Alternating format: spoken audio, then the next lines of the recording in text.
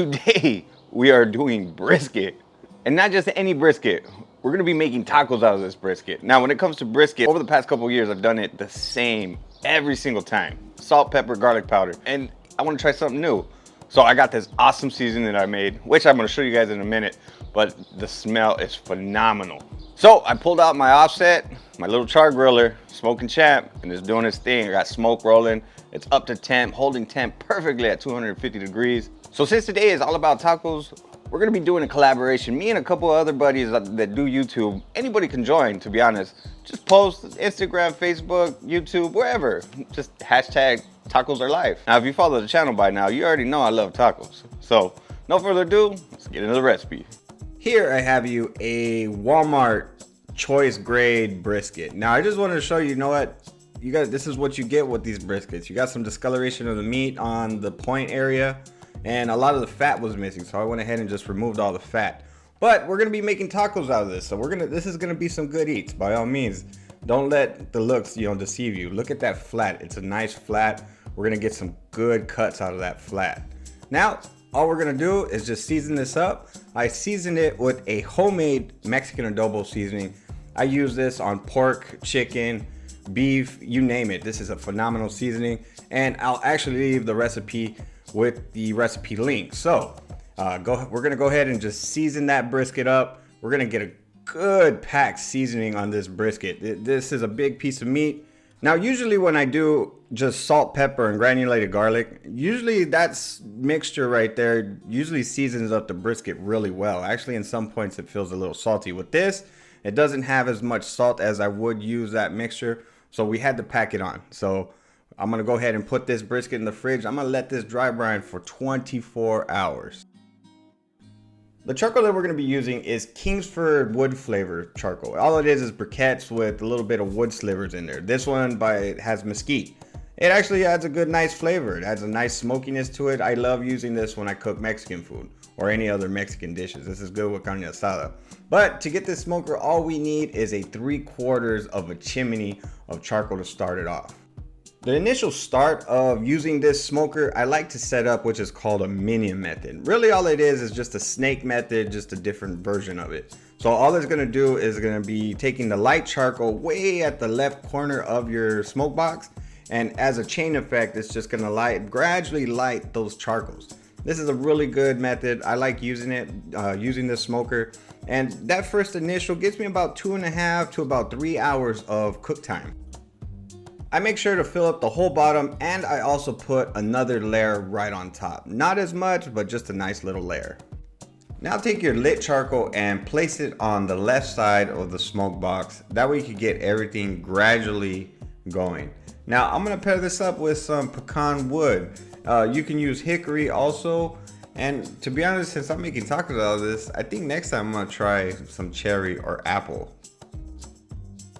Now, this smoker is really easy to maintain temps. Now, the setup that I told you, with the minion method with the 3/4 of a chimney of charcoal, that'll get you in the range between 250 to 275 degrees.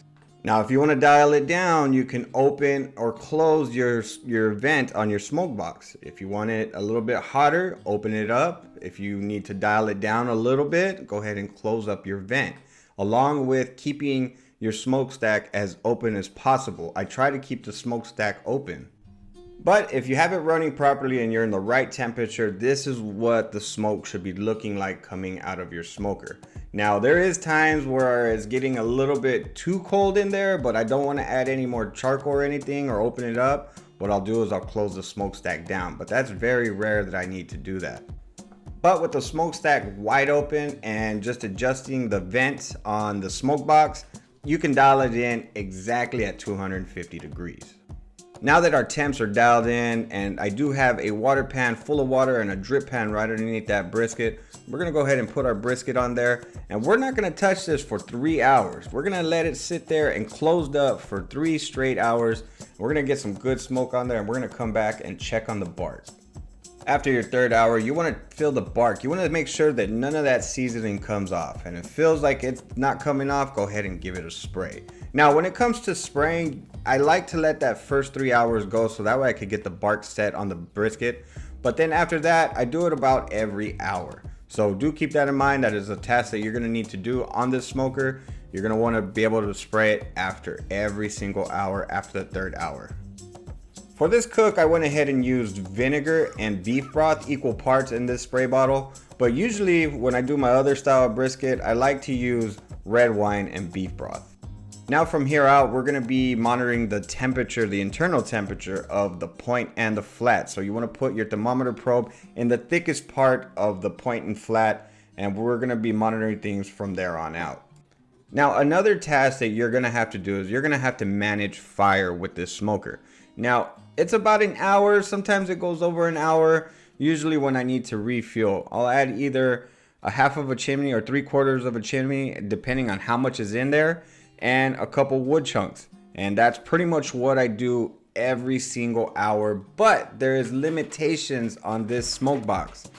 And this smoker can only smoke up to 6 hours with charcoal.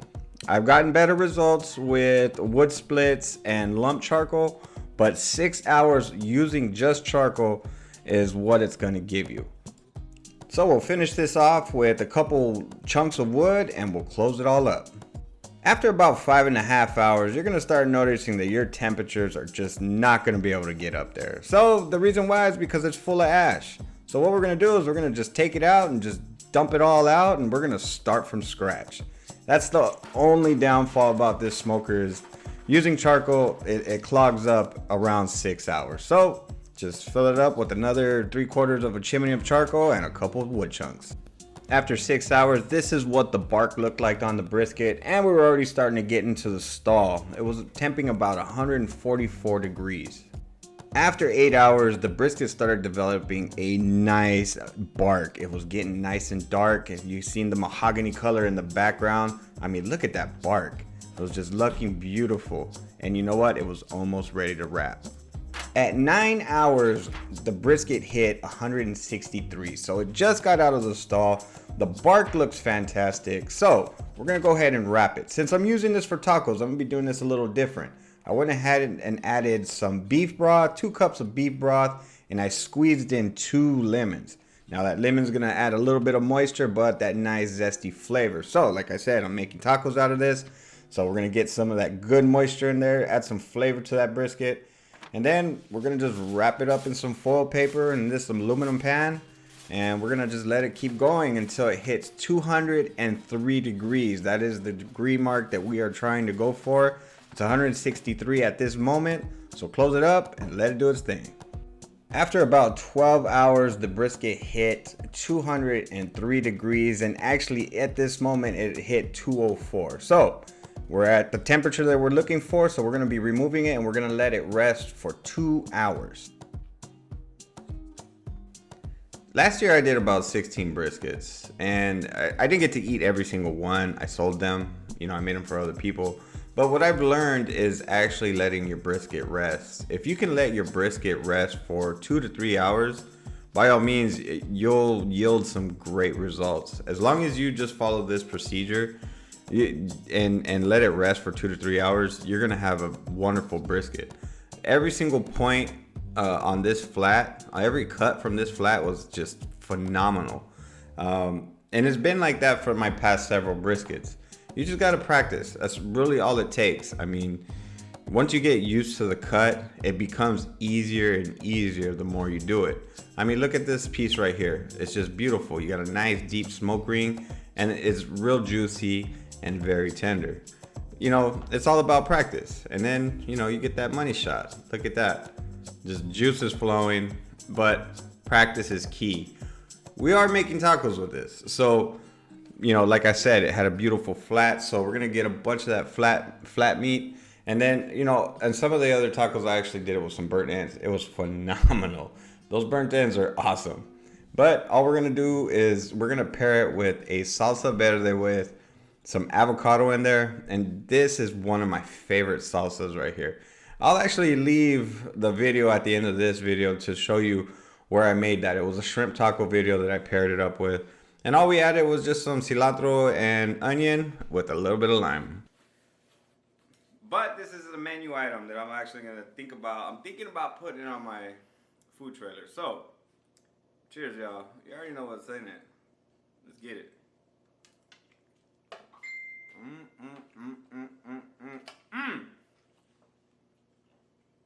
The meat with this salsa is phenomenal.